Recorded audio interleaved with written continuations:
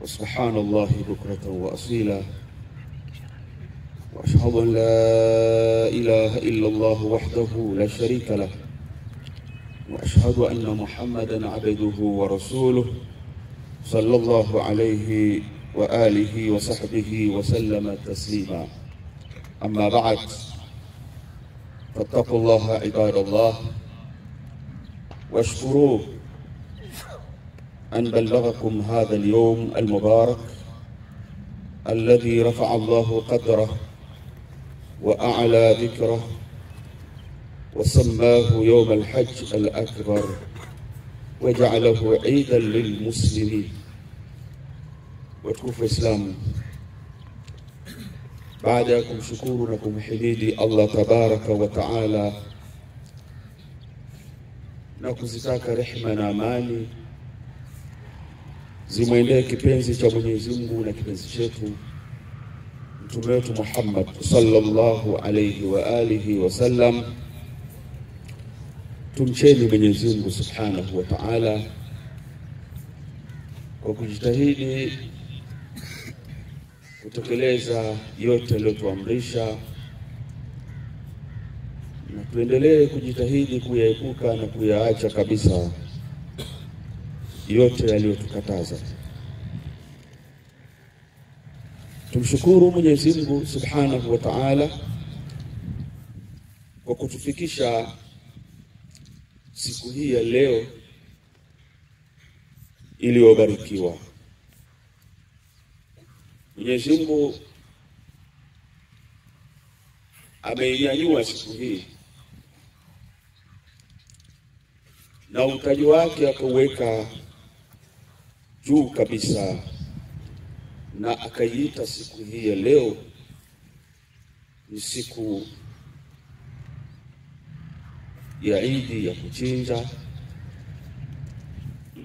Idi kubwa, na Idi ni sikukuu,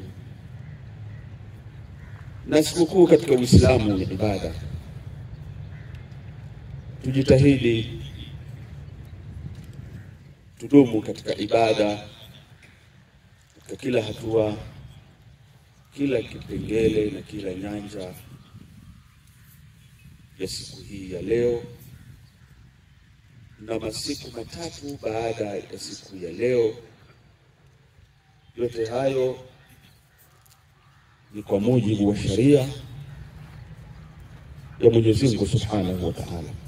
المسلمون إلى ربهم بذبح ضحاياهم اتباعا لسنة الخليلين إبراهيم ومحمد عليهما السلام.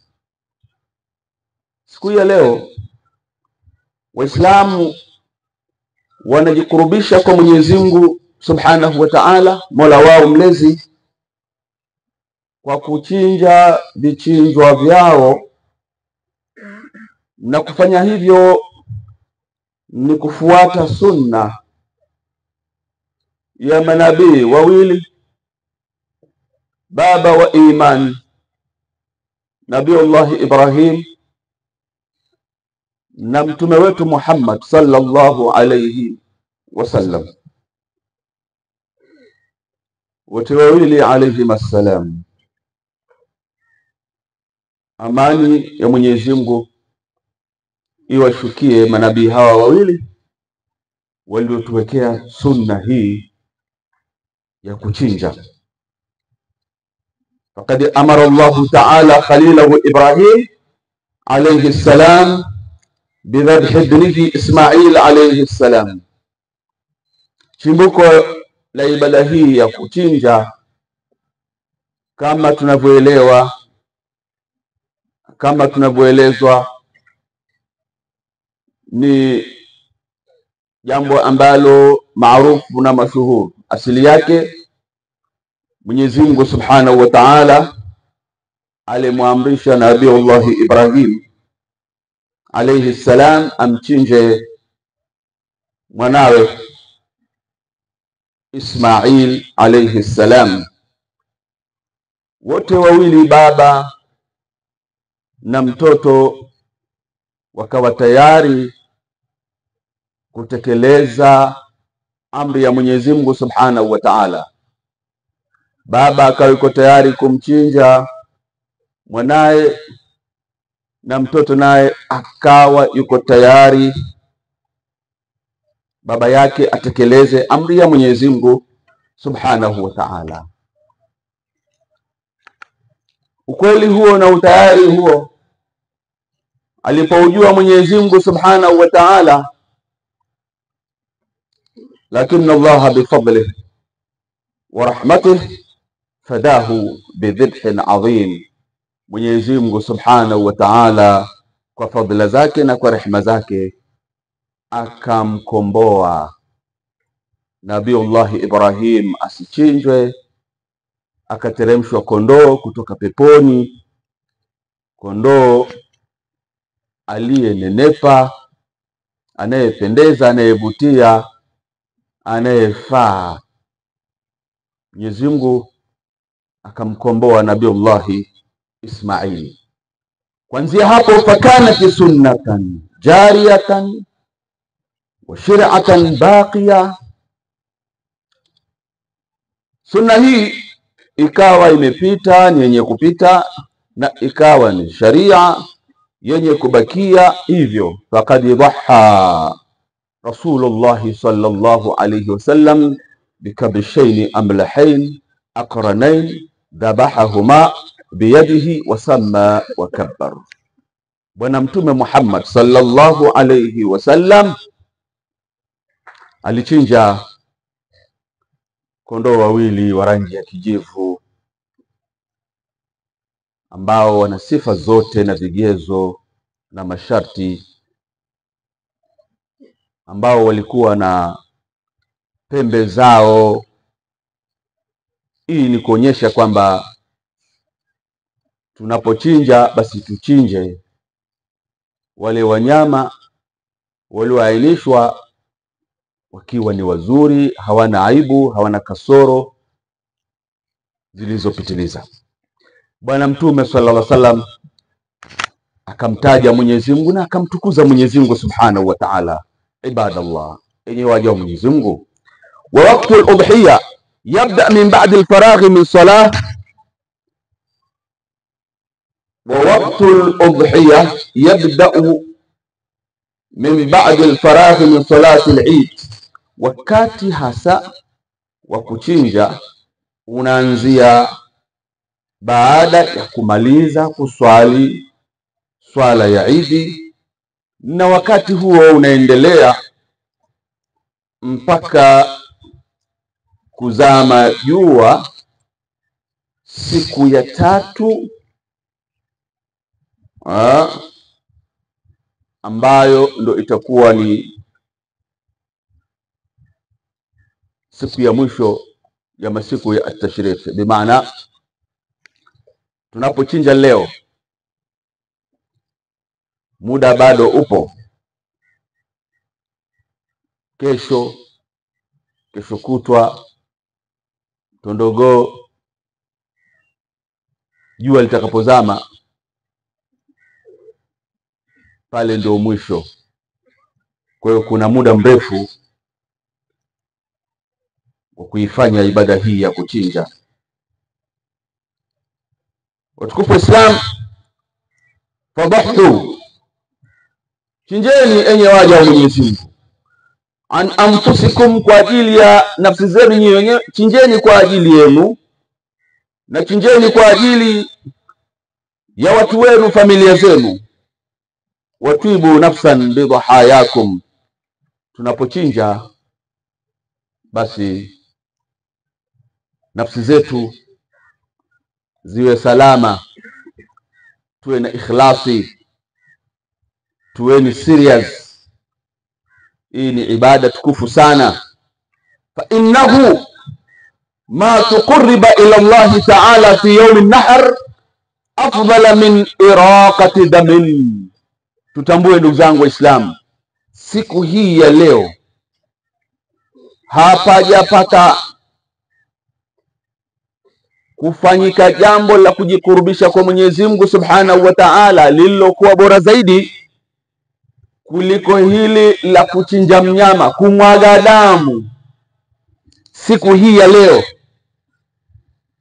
Kuchinja, ibada hii ndo ibada ambayo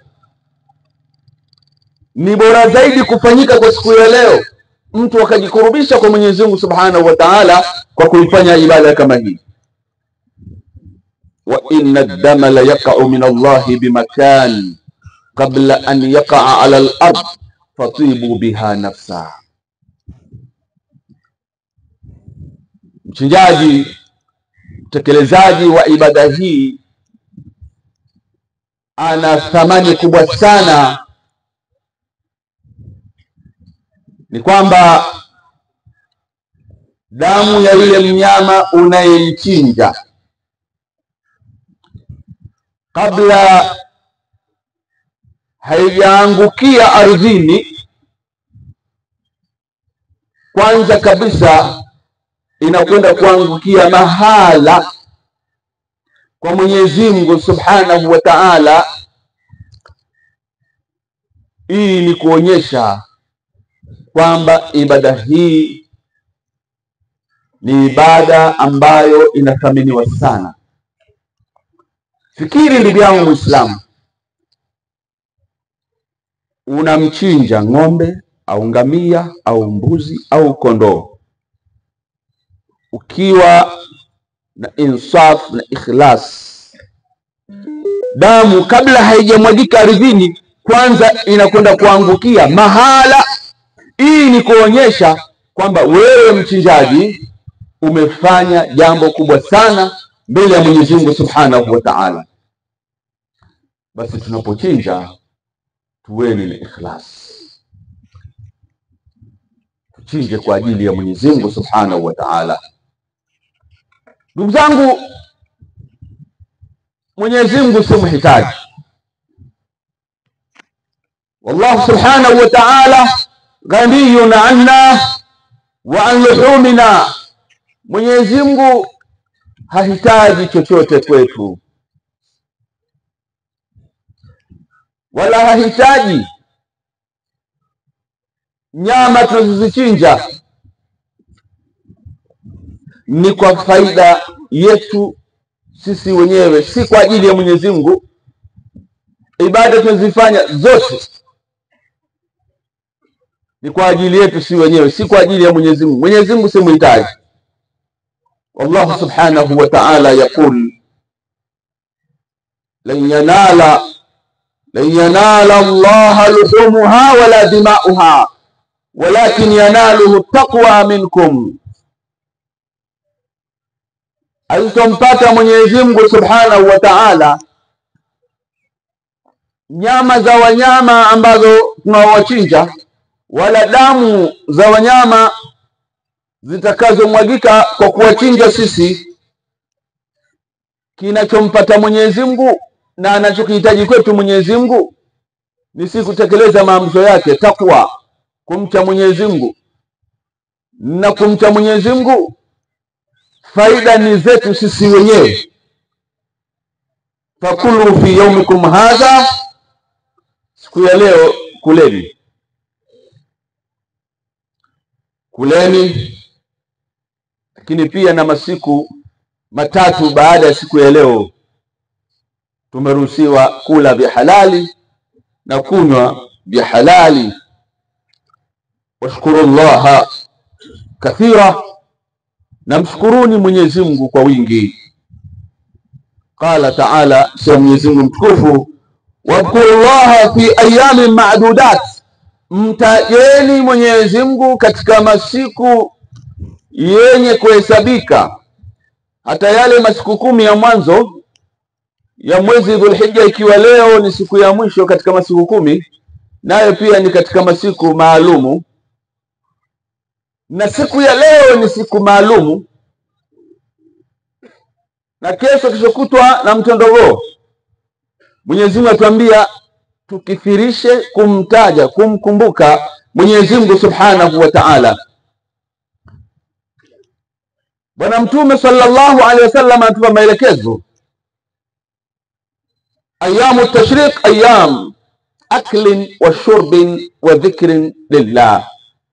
Masiku matatu baada ya siku ya Idi ni masiku ya kula, ni masiku ya kunywa, ni masiku ya kukithirisha kumkumbuka Mwenyezi Mungu. Kumbuko uwe ni kwa ajili ya Mwenyezi Mungu Subhanahu wa Ta'ala. Ibadallah, enyi waja wa Mwenyezi Mungu, fi yawm al-hajj al-akbar khataba an-nabiy sallallahu alayhi wa sallam an-nas. Katika siku ya hija kubwa, siku ya Idi ya kuchinja, Bwana Mtume Muhammad sallallahu alaihi wasallam aliwahutubia watu. Mtume alikuwa akiwahutubia watu siku ya Idi. Na yuhusia nafsi yangu sambamba na kuhusia ndugu yangu Muislamu, iambie nafsi yako, hii ni siku ya kuambiana, ya kukumbushana. Iambie nafsi yako, nafsi yangu tulia. Iambie nafsi yako, ewe nafsi yangu tulia. Haya ndio mambo aliyofanya Mtume Muhammad sallallahu alaihi wasallam. Haiwezekani watu wakusanyike halafu waachwe hivi hivi, wasiambiwe ya Mungu na Mtume Muhammad, wasiambiwe mambo yanofungamana na dini yao. Na pepo ina madaraja. Wakati nayasema haya, kuna mwingine anasema wapi wewe, leo siku ya kuchinja, ondoka hapo tukachinje.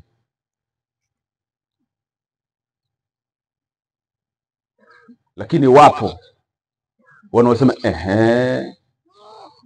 shekhe, tuko tayari kusikiliza Mungu anataka nini, Mtume anataka, tupe maelekezo ya dini yetu. Mwenyezi Mungu atujalie tu miongoni mwa hao. Ya nini watu katika siku ya Idi kubwa? Siku ya kutubia tu aliwapa mawaidha hasa. Leo ni siku ya kupeana mawaidha, ndugu zangu Waislamu. Wadhakarahu, Mtume aliwakumbusha. Kukumbushana ni ibada tukufu mno. Mtume sallallahu alaihi wasallam katika kuwahutubia na kuwaidhia na kuwakumbusha, wadhakarahum bihurmati dima wal amwal wal a'rad mimma yadullu ala idham al-amr wa khuturatihi. ويكفي في ذلك أنه يسبب إفلاس العبد في الآخرة. ndugu zangu, ni haram kumwaga damu za Waislamu, lakini Uislamu katika kuharamisha umwagaji wa damu haukuishia tu kwamba watu Waislamu wasimwage damu za Waislamu. Umeendelea kuheshimu na kutambua utukufu wa mwanadamu yoyote, haijalishi tofauti ya imani yake. Siku ya Idi kama hii Mtume aliwakumbusha juu ya watu kuacha tabia za kumwaga damu. Lakini pia ni haramu kula mali za watu, vitu vya watu. Kuwa na qanaa, pambana na hali yako, ridhika na hali yako, acha tamaa. Ni haramu kunyang'anya mali za watu, kuchukua mali za watu kwa dhulma na chochote cha mtu. wal-a'rad. Mtume sallallahu alaihi wasallam aliwakumbusha watu wawaheshimu watu, walinde heshima za watu. Ni haram kumvunjia mtu heshima yoyote yule, haram. Na hili tulitilie mkazo, na hasa kwa viongozi, mashekhe, maustadhi, walimu. Tusiwe na makundi ambayo tunayaongoza makundi hayo kuvunja heshima za watu. Tuweni ni mfano wa kulinda heshima za watu. Ni shekhe wa vipi wewe? Ustadhi wa vipi wewe? Imamu wa vipi wewe? Unakaa na wafuasi wako, yule si lolote, hana chochote, kafanya hiki, kafanya hiki. Mtume katika siku ya Eid kama hivi alieleza watu walinde heshima za watu. Ndugu zangu Waislamu, hayo yote ni mambo ya hatari sana, yanasababisha mtu kwenda kufilisiwa matendo yake. Utafilisiwa swala zako, utafilisiwa zaka, sadaka, utafilisiwa amali ulizozifanya kwa sababu ya kuvunja heshima za watu. Watukufu wa Islam, tumche Mwenyezi Mungu Subhanahu wa Ta'ala, na tuendelee kuzishukuru neema za Mwenyezi Mungu Subhanahu wa Ta'ala. Hapa naingia kutekeleza agizo la Mheshimiwa Mufti na Shekhe Mkuu wa Tanzania kwa maimamu wote. Mheshimiwa Mufti yuko katika mawanja matakatifu. Mwenyezi Mungu amemwafikia kwenda kuongoza mahujaji. Kwa hiyo mashekhe wote wa mikoa leo watatekeleza maagizo ya Mheshimiwa Mufti haya kuyafikisha kwa Waislamu, Waislamu ambao ni wa Tanzania, ni wananchi katika nchi hii. Yeye akiwa kiongozi wao anawaelekeza nini wale anawaongoza kiroho na kiimani, kama mchango wake wa kuendeleza amani na utulivu katika taifa hili pendwa. Watukufu wa Islam, tadhakaru ni'mat al-amni wal-rakha wal-istiqrar. Kumbukeni neema ya amani, neema ya amani, hali ambayo mtu anayo ya furaha katika kutekeleza majukumu yake, lakini pia na utulivu. Umuhimu wa amani ametutaka Mheshimiwa Mufti tuelezane, tukumbuke neema hii ndugu zangu Waislamu. Na hata hapa tulipo Waislamu, kuambiana haya tukiwa na hali hii ya amani na utulivu, hii ni neema kubwa. Tumshukuru sana Mwenyezi Mungu Subhanahu wa Ta'ala. Ndugu zangu Waislamu, vile vile tumshukuru Mwenyezi Mungu Subhanahu wa Ta'ala kwa umoja huu tulionao, lakini pia na neno letu likawa ni moja. Hapa pana maimamu wengi, pana waumini wa misikiti kutoka sehemu mbalimbali. Ndugu zangu Waislamu, jambo hili ni neema. Tumshukuru Mwenyezi Mungu Subhanahu wa Ta'ala. na tuzichunge neema hizi, tuzilinde. Ndugu zangu Waislamu, kuna mchango mkubwa kutoka kwetu kwa mtu mmoja mmoja na kwa viongozi ili kuitunza neema hii ya amani. Tunapomuomba Mwenyezi Mungu Subhanahu wa Ta'ala, kabla ya kumuomba yapo ya kufanya. Asili ya amani, utulivu, asili yake, chimbuko lake ni kwa Mwenyezi Mungu Subhanahu wa Ta'ala. Mwenyezi Mungu anatutaka na sisi tuwe na kanuni ya kuendeleza hii amani na utulivu. Tusifanye mambo ambayo yatasababisha amani kutoweka na utulivu kutoweka.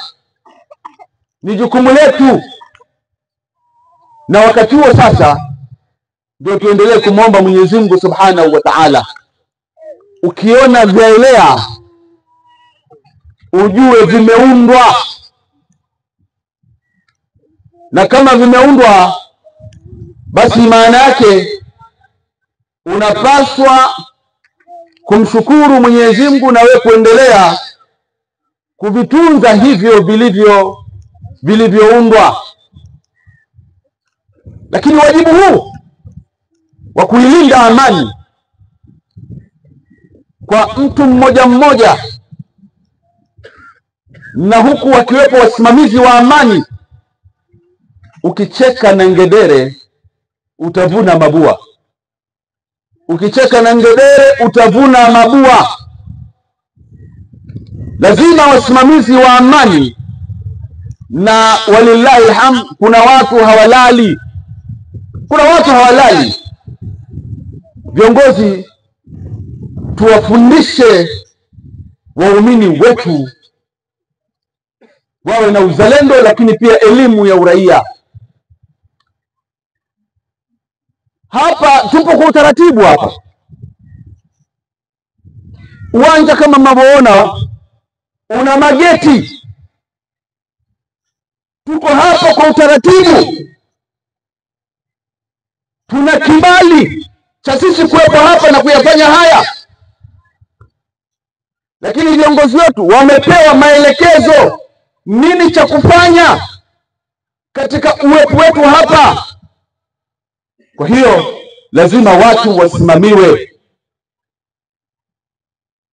lazima watu wasimamiwe, Narudia kusema tena, wapo watu hawalali kwa ajili ya kuisimamia amani hii. Sasa ndugu Muislamu, mwananchi Mtanzania, usijizime data. Watukufu wa Islam,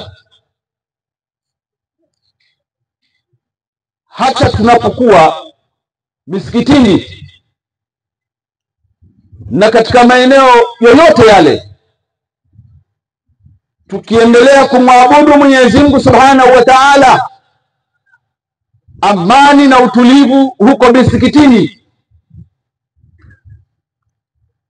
Na ili unielewe kwamba kuna watu hawalali wanaisimamia amani hii, wewe imamu huko msikitini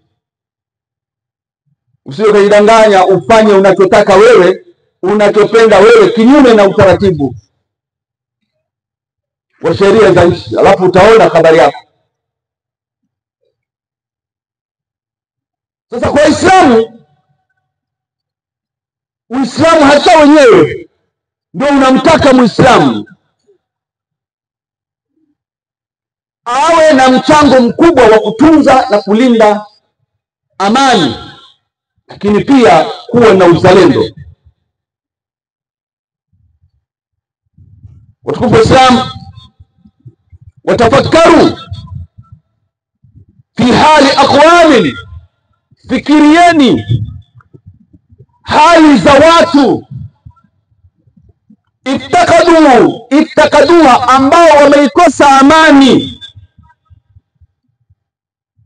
Kuna watu hawawezi kukusanyika kama hivi, wameikosa amani. Haya tukielewa sasa, ndio twendeni tukamwombe Mwenyezi Mungu Subhanahu wa Ta'ala, wad'u rabbakum an yahfadha amnakum wa istiqrarakum, muombeni Mola wenu aihifadhi, aendelee kuhifadhi amani yenu na utulivu wenu.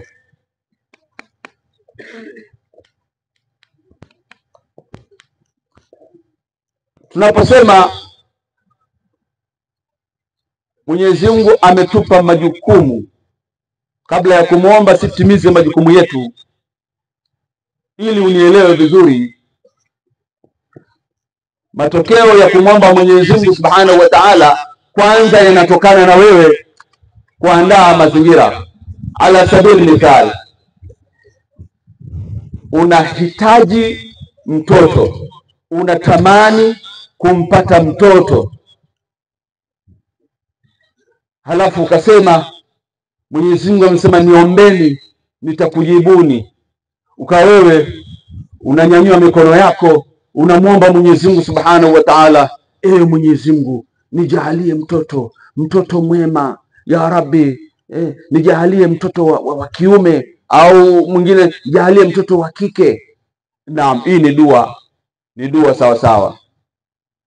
Dua hii ili ijibiwe, una mke, umeoa.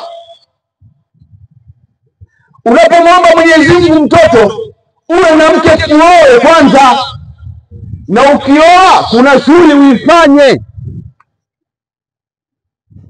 Mimi tayari nishaoa, sasa nategemea tupata mtoto.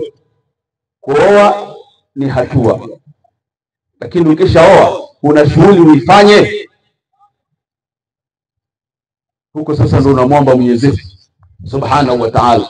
Kwa amani yetu haiwezekani Mwenyezi Mungu dumisha amani katika taifa letu, halafu sisi wenyewe hatuna mchango wa kuitunza ile amani. Zangu Waislamu, katika siku kama hii ya leo, Mtume sallallahu alaihi wa alihi wasallam aliwahusia wanawake, akawahusia na wanaume. Tunakwenda kumaliza hotuba yetu, tupate kuhusiana.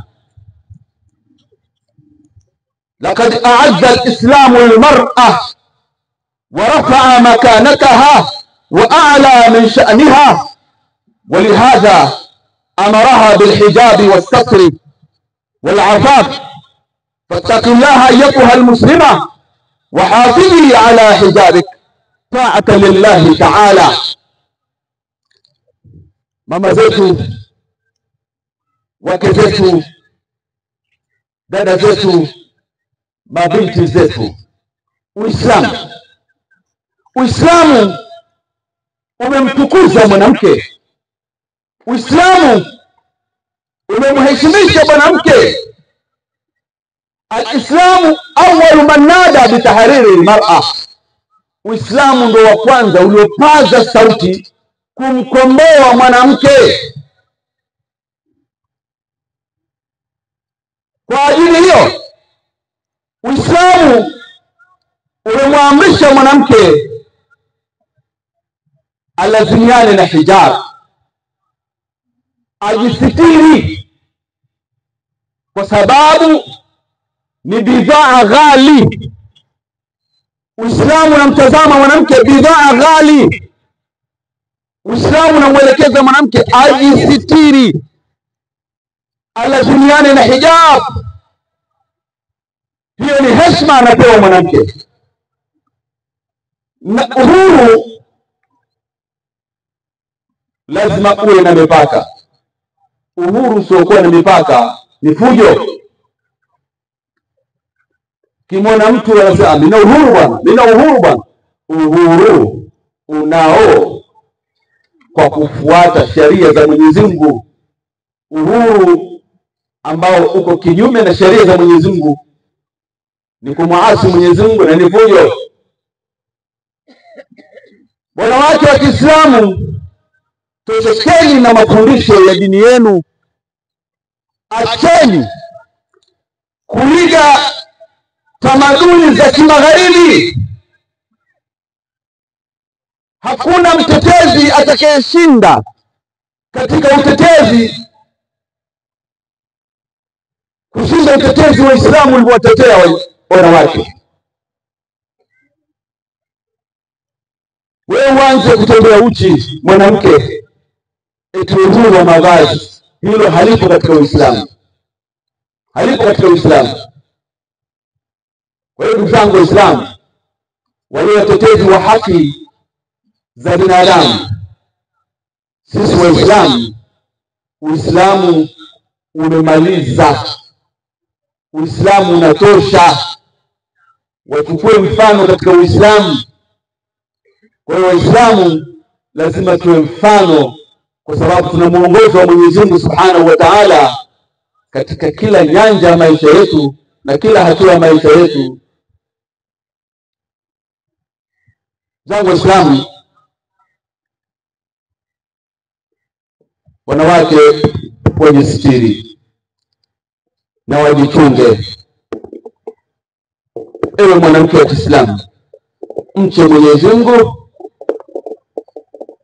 na lazimiana na hijabu kwa ajili ya kumtii Mwenyezi Mungu Subhanahu wa Ta'ala. Wahani'an lak, hongera. Hongera mwanamke wa Kiislamu. Kaulu nabii sallallahu alayhi wasallam, kauli ya Mtume Muhammad sallallahu alayhi wasallam, ndio mahala ambapo mwanamke wa Kiislamu apewa hongera kwa kauli ya Mtume Muhammad sallallahu alayhi wasallam. Bwana Mtume asema, idha sallatil mar'atu khamsaha, mwanamke wa Kiislamu atakaposwali swala zake tano, wasamat shahraha, na akafunga mwezi wake wa Ramadhani, wa hasanat farjaha, na akaihifadhi tupu yake, wa ata'at zawjaha, na akamtii mume wake, qila laha, ataambiwa siku ya kiyama, udkhulil janna min ayi abwabil jannati shi'ti, ingia peponi, pitia mlango wote wa peponi unaotaka. Hongera mwanamke wa Kiislamu utakayeshikamana na maelekezo haya ya Mtume Muhammad sallallahu alayhi wasallam. Wa usikum ayuha rijal, wanaume, baba zetu, kaka zetu, wadogo zetu, vijana, wanaume, na kuhusieni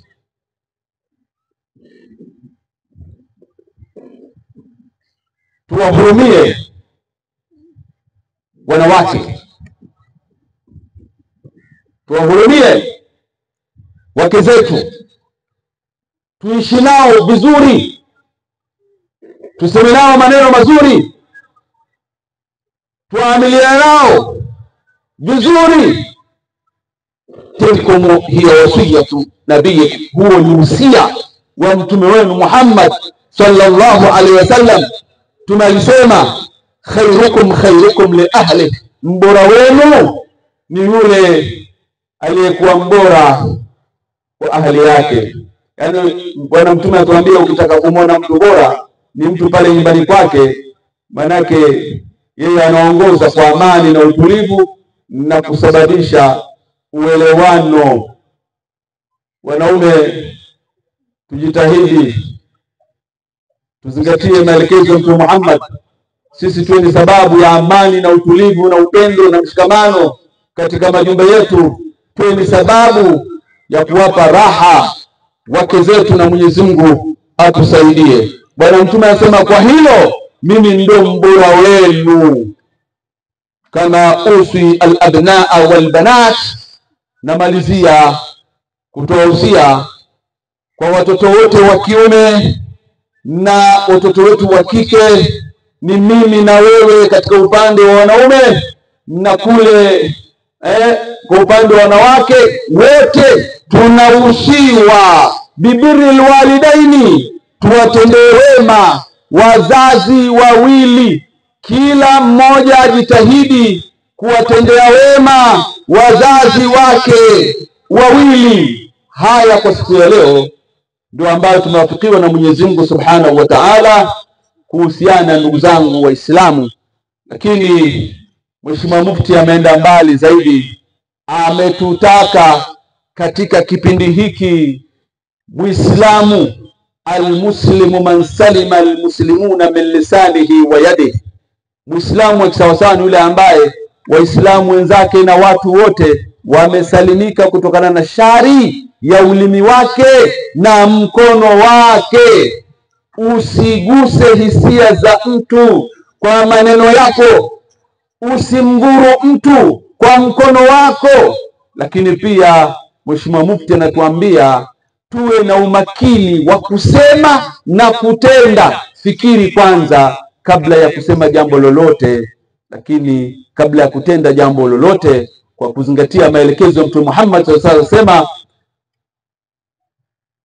idha aradta an tafala amran fatadabbara aqibata, ukitaka kufanya jambo lolote kwanza zingatia matokeo yake, mwisho wake kutatokea nini.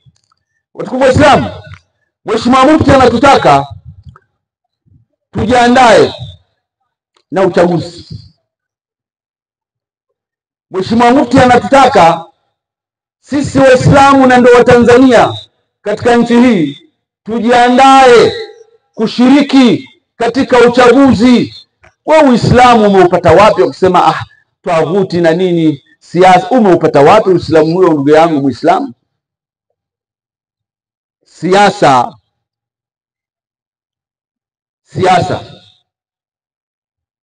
sio uongo.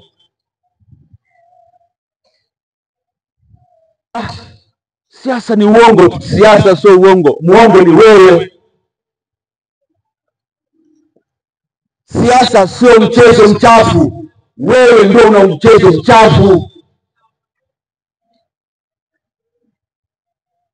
Mwenye kuweza kusimamia majukumu na kuwatumikia watu na ajitokeze, achukue fomu, agombee, aeleze anataka kuwafanya nini wananchi wa nchi yake, aende na ilani yake, asiguse hisia za mtu mwingine, lugha chafu hapana. Na wewe Muislamu, nenda kapige kura, mpigie yule ambaye unaona kwa namna alivyojieleza atakuwa na maslahi mapana ya nchi yake. Hayo ndio ambayo Mheshimiwa Mufti ametuelekeza. Lakini wakati huo tujiepushe na vurugu. Twendeni tukapige kura kwa amani, kwa utulivu, tuondoke, tusubiri matokeo. Ndio maelekezo ya Mheshimiwa Mufti. Wakati huo Mheshimiwa Mufti anatutaka ambao ndio wa Tanzania pia wa nchi hii tuendelee kuliombea taifa letu. Mwenyezi Mungu adumishe amani na utulivu. Utulivu katika majumba yetu, amani katika majumba yetu, lakini pia na katika maeneo yote tunayofanyia ibada. Mzangu Waislamu, tuendelee kumwombea Mheshimiwa Rais wa Jamhuri ya Muungano wa Tanzania, Daktari mama yetu Samia Suluhu Hassan. Mwenyezi Mungu amtunze, amuhifadhi, amlinde, amkidhie haja zake, na Mwenyezi Mungu amsaidie katika kutimiza malengo yake na maono yake, kuwatumikia wananchi wa taifa hili, yeye pamoja na wasaidizi wake. Lakini pia tumuombee Mheshimiwa Rais wa Zanzibar, Daktari Hussein Ali Mwinyi, mwenyekiti wa Baraza la Mapinduzi Zanzibar, na wasaidizi wake na viongozi wetu wote. Mwenyezi Mungu awaongoze vyema, waweze kutuongoza vyema. Huu ndio mchango wa kiongozi wetu wa kiroho na kiimani, Mheshimiwa Mufti, kuelekeza Waislamu wa nchi hii ambao Tanzania katika taifa hili, taifa lao pendwa. Mzangu wa Islamu, haya tuyazingatie. Tumuombe Mwenyezi Mungu Subhanahu wa Ta'ala atupe afya njema. Mwenyezi Mungu ajalie utulivu na amani katika majumba yetu. Mwenyezi Mungu atukujulie riziki za halali. Mwenyezi Mungu atupe vya kutufurahisha sisi, tufurahi sisi pamoja na wake zetu na watoto wetu na marafiki zetu na ndugu zetu na jamaa zetu na wazazi wetu, tuwatunze. Baada ya haya, hii ndio hutuba ya leo. Khatibu atakapopanda kwa hutuba ya Kiarabu, si vinginevyo, ndio hutuba hii. Nawatakia Idi yenye fanaka, yenye kheri, tuisherehekee kwa salama na amani, tualikane, tutembeleane, lakini pia tupunguze maadui na tuongeze marafiki. Asanteni sana kwa usikivu na utulivu. Wassalamu alaikum wa rahmatullahi wa barakatuh. Swali.